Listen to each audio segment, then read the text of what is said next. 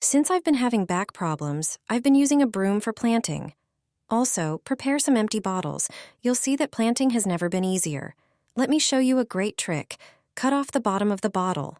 Then, make 4 incisions on the remaining part, but not all the way to the cap. Cut out 2 sections from the 4 walls created by the incisions. This will create a peculiar funnel shape with 2 longer sides. Repeat this process with the other bottles. Cut off the bottoms of each bottle and make similar incisions as with the first bottle. You'll find that the longer these 2 sections are, the better. Get a broom or a brush ready. It can be an old one or something you don't use. The longer the brush, the better. I happen to have one like that. It's important that it has a pole attachment. Get rid of those synthetic fibers, remove them all, or at least the outer ones. Place the first bottle edge onto the brush. Ensure that the longer sides wrap around the brush and the bottle's edge is beneath it. Attach the bottle to the brush using hot glue. If you're using a wooden broom or brush, a staple gun will suffice. Attach the subsequent bottles in the same manner. Since this brush isn't too long, 4 bottles were enough. And there you have it. Attach the pole and head to the field. Take the bulbs you're planting. Mark the holes with your bottle brush. The soil should be well loosened. You don't have to bend over to mark the planting spots. Place the bulbs in the holes and cover them with soil. And that's it. You can make such a marker yourself in a few minutes, and it will be just what you need. Brilliant, isn't it? And this method works well when you have limited space in the garden, but still want to grow beautiful carrots without thinning. Let me show you how to prepare these containers for planting. Peel off the seal of each container, but don't throw them away. Pour some water into the bottom. You can do this indoors under the tap. After a while, they'll soften. Then you can make a hole in each compartment of the container. Once they dry, they're ready to use. While the containers will soften in moist soil, this method is good to start with. The seals will serve as bases. Fill the containers with soil. Take carrot seeds. The best ones to use are pelleted seeds. They're larger and easier to handle. I happen to have regular ones. You can also use this method for parsley or radish seeds. Place 1 seed in each compartment. Press them into the soil. Sow carrots into all the containers this way. Take the prepared containers to the field. If you have raised beds, this method works perfectly. Just line up the containers next to each other. I have 10 of them, so I'll arrange them in 2 rows of 5. Cover with a layer of soil and firm it down. You can also lay out the containers in rows and plant onions between them. This will ensure exceptionally successful yields. Take a roll of toilet paper and sow carrots, beets, or parsley. Toilet paper is sufficient for sowing vegetables with very tiny seeds. You don't need to buy more expensive seeds on so-called tapes. You can make your own seed tape. The tape is useful for sowing vegetables like carrots, parsley, beets, lettuce, or onions. Small seeds are often sown too densely into the soil. Elderly individuals also struggle with bending down. Using seed tape makes sowing easier. So, take a regular roll of toilet paper and compare it to a store-bought seed tape.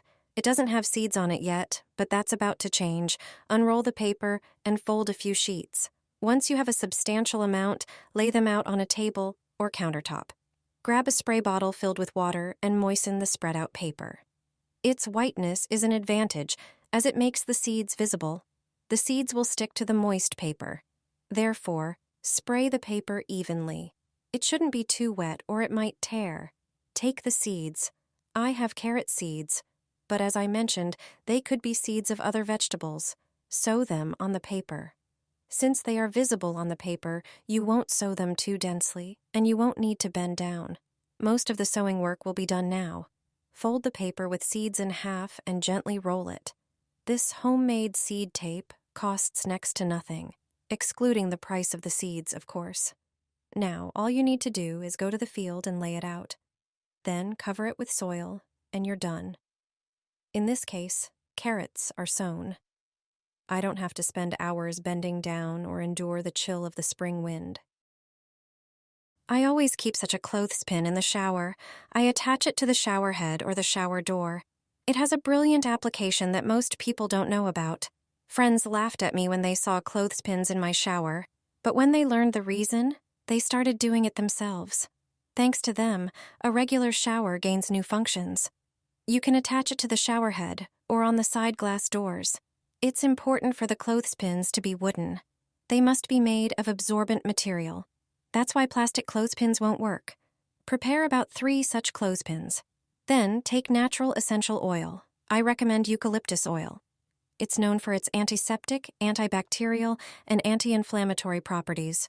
It also has a warming and stimulating effect. Used in aromatherapy, it helps alleviate symptoms of colds, coughs, and respiratory infections. It facilitates breathing. Just generously sprinkle the clothespins with it. Then, attach them under the shower. It's important that they're in places where steam is generated. It will be the carrier of this scent throughout the shower cabin. A morning shower will also be an aromatherapy session thanks to them. This cheap and simple trick is brilliant. A day started with such a bath is immediately much more enjoyable. Depending on preferences, you can change the oils. I recommend an evening shower with lavender oils. They have a calming effect and facilitate falling asleep. Mix cloves with mothballs. You won't believe the results. My mom used to do it this way.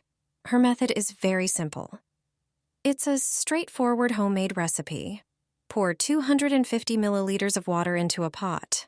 You'll use ingredients for the mixture that you likely have at home. Among them are cloves. Pour a generous handful of cloves into the water. This spice works perfectly against all kinds of insects. Moths, flies, mosquitoes, bedbugs, and even ticks don't like their smell. Boil the cloves. The water will start to change color to a light brown. Turn off the stove and leave the pot covered until it cools down. When it starts to get warm, various bugs start appearing out of nowhere. Cloves effectively deter them. When the water cools slightly, pour in 200 milliliters of vinegar. Vinegar is excellent for disinfecting surfaces where insects appear. It also effectively repels many of them. Flies and ants don't like its smell either. It even works on aphids. Add mothballs to the mixture. They not only repel moths, it's an effective way to deter many other insects, including sugar ants or cockroaches. Not only insects dislike their smell, many animals also avoid places where they smell these balls. If you have alcohol, add 200 milliliters to the mixture. The blend will last longer. Pour it into a bottle with a spout and use it on the terrace, in the house, in the garage, or in the summer house on the plot. You can also use it as a freshener for various places. Pour it into a small bottle and place it where you want to get rid of insects and worms.